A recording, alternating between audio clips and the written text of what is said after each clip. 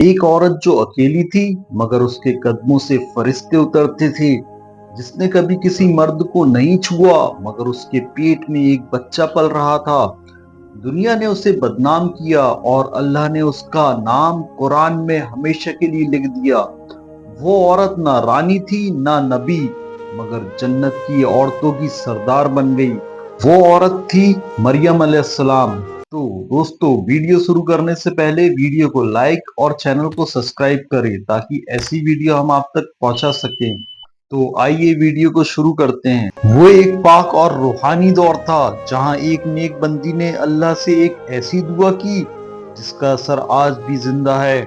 ایک نیک عورت حنا حضرت عمران علیہ السلام کی بیوی دل میں ایک حسرت لیے جی رہی تھی۔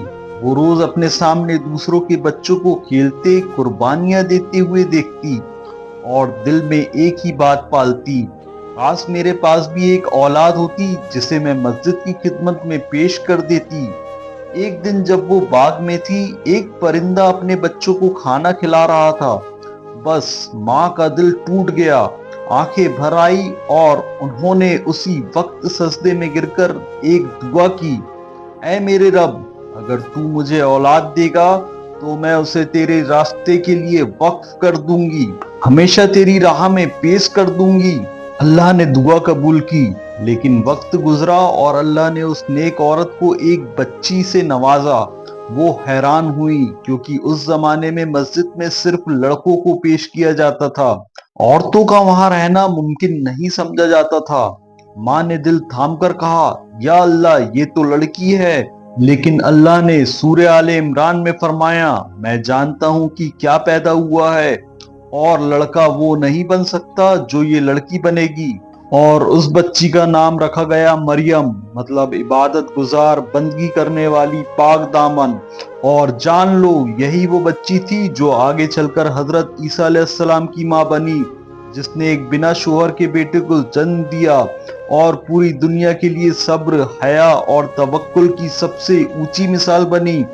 وہ کوئی عام بچی نہیں تھی، وہ اللہ کی قبول کی ہوئی امانت تھی۔ ان کا نام تھا مریم علیہ السلام، وہ بیٹی جسے ان کی ماں نے پوری طرح اللہ کے حوالے کر دیا تھا۔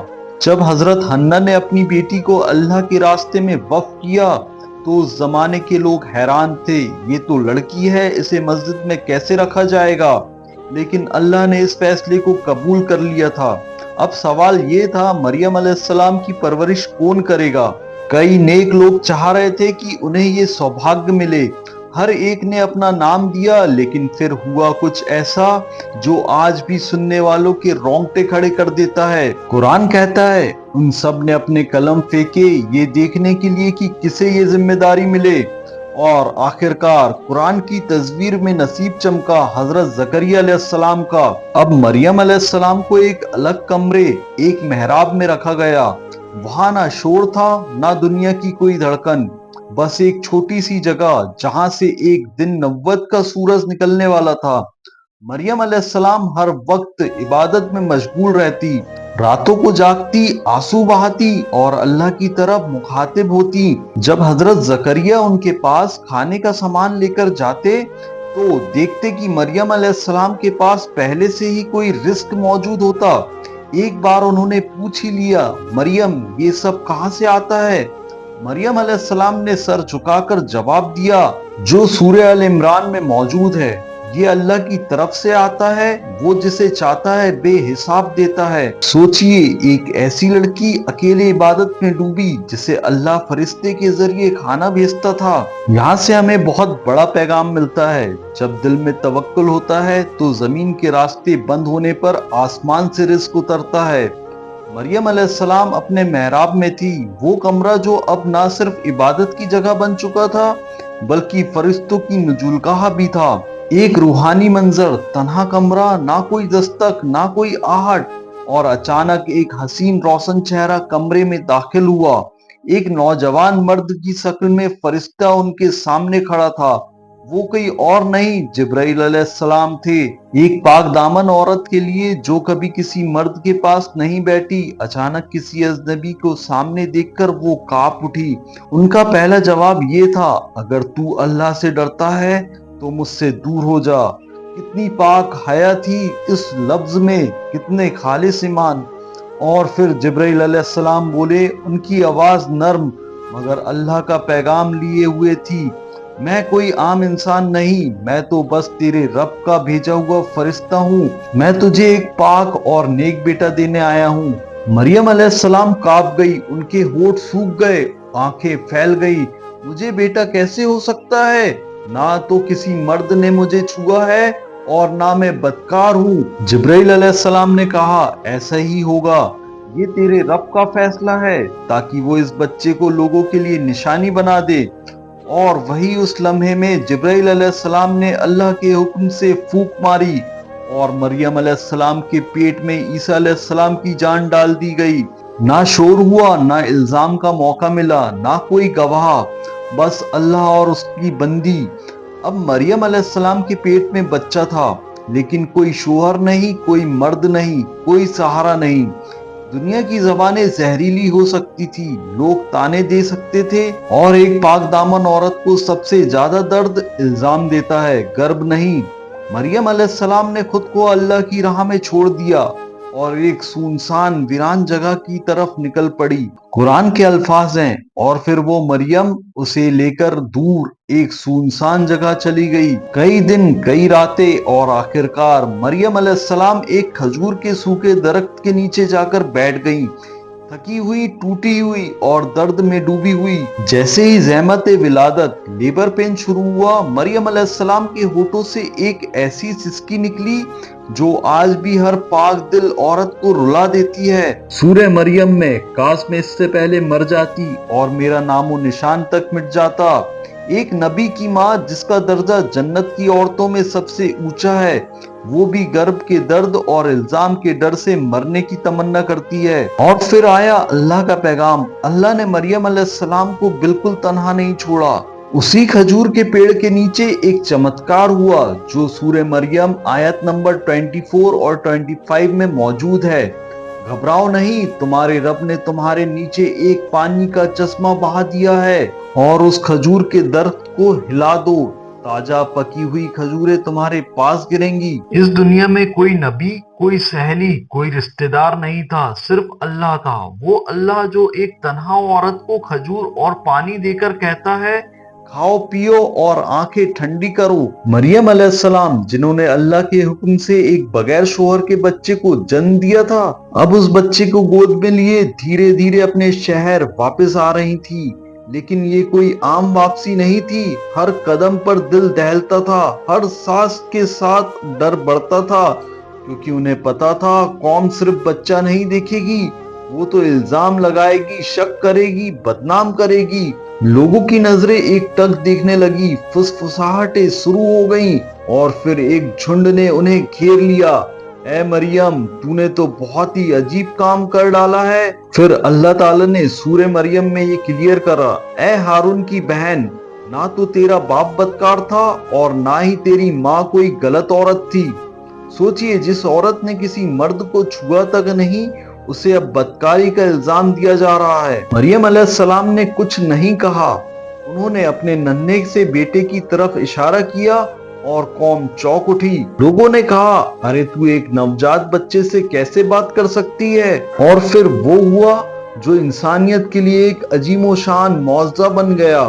نوجات حضرت عیسیٰ علیہ السلام نے اپنی جھولے سے آواز دی اور بول اٹھے، جو سورہ مریم آیت نمبر 30 اور 32 میں موجود ہے، میں اللہ کا بندہ ہوں، اس نے مجھے کتاب دی ہے اور مجھے نبی بنایا ہے، اس نے مجھے مبارک بنایا ہے جہاں کہیں بھی رہوں، اور مجھے نماز پڑھنے اور زکوٰۃ دینے کا حکم دیا ہے جب تک میں زندہ ہوں، اور میری ماں کے ساتھ نیک سلوک کرنے والا بنایا ہے، اور مجھے کوئی سرکش یا بد نصیب نہیں بنایا۔ ایک ایسا بچہ جس کا باپ نہیں، جس کی ماں پر شک ہو رہا ہے، وہ خود اپنی ماں کی پاکی کی گواہی بنا۔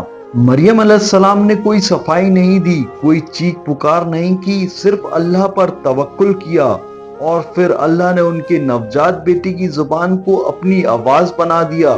مریم علیہ السلام اب اپنے بیٹے کو لے کر اس شہر سے دور چلی گئیں جس نے انہیں شک کی نظروں سے دیکھا تھا، انہوں نے شور نہیں مچایا، الزاموں کا جواب نہیں دیا، بس ایک ماں بن کر اس بچے کو سینے سے لگا کر ایک نئی زندگی کی شروعات کی۔ سورہ المومنون میں قرآن بتاتا ہے، اور ہم نے مریم اور ان کے بیٹے کو ایک اونچے سکون بھرے پانی اور ہریالی سے بھرے مقام پر رکھا۔ مریم علیہ السلام نے اسی فطری اور سادہ ماحول میں عیسیٰ علیہ السلام کی پرورش کی۔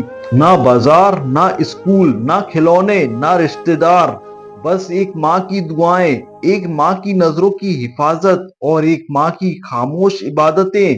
جیسے جیسے عیسیٰ علیہ السلام بڑے ہوتے گئے، مریم علیہ السلام کی آنکھوں میں فخر اور ڈر ساتھ ساتھ پلتا رہا۔ ابھی وہ اپنے بیٹے کو دیکھ کر رو دیتی، کیا یہ وہی بچہ ہے جس نے جھولے میں بول کر میری پاکیزگی ثابت کی تھی؟ کبھی سوچتی، کیا اس بچے کی زندگی بھی میری طرح تنہا ہوگی؟ عیسیٰ علیہ السلام بچپن سے ہی فرشتوں کی طرح نرم، پاک اور نورانی تھے۔ مریم علیہ السلام انہیں اللہ کا نام سکھاتی، توحید بتاتی اور راتوں کو جاگ جاگ کر انہیں دعاؤں میں کیستی۔ نہ جھوٹ، نہ کھیل، نہ دنیا کی رنگینیاں۔ مریم علیہ السلام کی پرورش ہی وہ وجہ بنی جس کی وجہ سے عیسیٰ علیہ السلام کو نبوت کے لیے تیار کیا گیا۔ سورہ النساء میں قرآن کہتا ہے، عیسیٰ مسیح ابن مریم اللہ کا رسول ہے اور اس کا لفظ ہے جو مریم کی طرف ڈالا گیا۔ عیسیٰ علیہ السلام کو کوئی عام انسان نہیں بنایا گیا، بلکہ اللہ نے انہیں خاص کلمہ بنا کر دنیا میں بھیجا، اور اس کلمہ کو سنبھالنے والی بنی مریم علیہ السلام۔ مریم علیہ السلام کا نام اب صرف ایک پاک دامن عورت نہیں تھا، وہ بن چکی تھی ام نبی، ایک نبی کی ماں۔ سورہ مریم میں اللہ تعالیٰ نے ارشاد فرمایا، وہ عورت جس کے بیٹے نے اپنی ماں کے لیے کہا، اور مجھے اپنی ماں کے ساتھ نیکی کا حکم دیا ہے۔ اب عیسیٰ علیہ السلام جوانی کی دہلیز پہ تھے۔ ان کا لہجہ حلیم تھا، چہرہ نورانی تھا، اور دل میں صرف توحید کی صدا۔ ایک دن اللہ کا حکم آیا جو سورہ آل عمران میں موجود ہے، اب تو میرا پیغمبر بن کر لوگوں کو سیدھا راستہ دکھا۔ اور پھر شروع ہوا وہ دور جہاں مریم علیہ السلام اپنے بیٹے کو نبی بنا کر لوگوں کے سامنے کھڑا ہوتے دیکھ رہی تھی۔ عیسیٰ علیہ السلام نے اللہ کے حکم سے مٹی کے پرندے بنائے اور انہیں جاندار بنا دیا، اندھوں کو نظر دی، کوڑیوں کو شفا دی، اور مردوں کو زندہ کر دیا۔ یہ سورہ المائدہ میں موجود ہے۔ یہ سب دیکھ کر مریم علیہ السلام کی آنکھوں سے آنسو بہہ نکلے، فخر کے بھی اور ڈر کے بھی۔ فخر اس بات کا کہ بیٹا اب اللہ کا رسول ہے، اور ڈر اس بات کا کہ لوگ اسے جلیں گے، اور وہ دن اب دور نہیں تھا جب دنیا کے لوگ اسے سولی پر چڑھائیں گے۔ مریم علیہ السلام ہر رات اللہ سے ایک ہی دعا کرتی، یا رب میرے بیٹے کی حفاظت فرما، یا اللہ یہ تیرا سب کچھ ہے، تو اس کے ساتھ رہنا۔ وہ ہر روز بیٹے کو لوگوں کے بیچ جاتے دیکھتی اور ہر رات خدا سے مانگتی کہ اسے محفوظ رکھے، مگر یہودی عالم اور رومی حکمران گھبرا گئے، ان کی سیاست ہل گئی اور انہوں نے سازش شروع کر دی عیسیٰ علیہ السلام کو ختم کرنے کی۔ قرآن اس ملاقات کا تفصیلی ذکر نہیں کرتا، مگر ابن کثیر اور تفسیر کے مشہور ائمہ کے مطابق مریم علیہ السلام نے الوداع کہا، بیٹے نے ماں کو تسلی دی، اللہ میرے ساتھ ہے، اور پھر ایک روحانی جدائی ہو گئی۔ یہودی حکمرانوں نے عیسیٰ علیہ السلام کو پکڑوانے کا پلان بنایا، انہوں نے کہا اسے صلیب پر لٹکاؤ، مگر اللہ نے اسی وقت انہیں آسمان کی طرف اٹھا لیا، جو سورہ النساء میں موجود ہے۔ انہوں نے نہ تو اسے قتل کیا اور نہ ہی صلیب دی۔ مریم علیہ السلام پھر سے اکیلی رہ گئی، وہی تنہائی، وہی سناٹا، مگر اس بار ماں کے پاس بیٹا نہیں تھا، لیکن اس تنہائی سے بھری روشنی تھی۔ مریم علیہ السلام کی زندگی اب عبادت اور توجہ سے بھری ہوئی تھی۔ وہ کم بولتی، زیادہ سجدوں میں رہتی۔ ان کے گھر سے رات میں صرف ایک آواز آتی تھی، سبحان اللہ، الحمدللہ، یا اللہ۔ مریم علیہ السلام اب کسی بیٹے کی ماں نہیں، بلکہ پوری عورت جات کی روحانی ماں بن چکی تھی۔ ہر عورت جو پاک دامنی چاہتی ہے، ہر ماں جو اولاد کو اللہ کے حوالے کرنا چاہتی ہے، ہر انسان جو خاموشی میں طاقت ڈھونڈتی ہے، مریم علیہ السلام اس کا جواب تھی۔ حضرت عبداللہ ابن عباس رضی اللہ تعالیٰ عنہ سے روایت ہے، مریم علیہ السلام کی زندگی کا ہر دن عبادت سے بھرا تھا۔ وہ ہفتے میں کچھ دن روزے رکھتی اور اللہ سے ایک ہی دعا کرتی، یا رب مجھے اپنے پاس بلا لے جب تو راضی ہو، اور پھر روحانی رخصت ہوئی۔ ایک روز مریم علیہ السلام نے وضو کیا، اپنے سر کو ڈھاکا، سجدہ کیا اور اسی سجدے میں اپنی روح اللہ کے حوالے کر دی۔ نہ کوئی شور، نہ کوئی آہٹ، صرف سجدے میں سکون سے نکلی روح۔ بہت سی روایتیں ہیں، کچھ کہتے ہیں وہ فلسطین میں بنی ایک پہاڑی پر دفن ہے، کچھ مانتے ہیں کہ وہ بیت المقدس الاقصی کے پاس سپرد خاک کی گئی، مگر حقیقت یہ ہے ان کی قبر بھلے کہیں ہو مگر ان کا مقام ہر اس دل میں ہے جو پاکی چاہتا ہے۔ سورہ تحریم میں اللہ نے ان کا نام ہمیشہ کے لیے لکھ دیا، اور مریم عمران کی بیٹی جس نے اپنی پاک دامنی کی حفاظت کی اور ہم نے اس میں اپنی روح پھونکی، اور اس نے اپنے رب کی باتوں اور کتابوں کو سچ مانا اور وہ فرما برداروں میں تھی۔ مریم علیہ السلام ہمیں سکھاتی ہیں کہ تنہائی میں بھی روشنی ہو سکتی ہے۔ الزاموں سے گھبراؤ نہیں، اللہ تمہارا گواہ بنے گا۔ اولاد صرف ماں کی گود میں نہیں پلتی، وہ ماں کی دعاؤں میں پلتی ہیں۔ دل سے دعا کریں، یا رب ہمیں مریم علیہ السلام کی طرح پاک دامن صبر کرنے والا اور عبادت گزار بنا دے، آمین۔ اسی طریقے سے یہ ویڈیو بھی مکمل ہوتا ہے۔ اگر آپ لوگ کو یہ ویڈیو پسند آیا ہو تو ویڈیو کو لائک اور چینل کو سبسکرائب کریں تاکہ ایسی ویڈیو ہم آپ تک پہنچا سکیں۔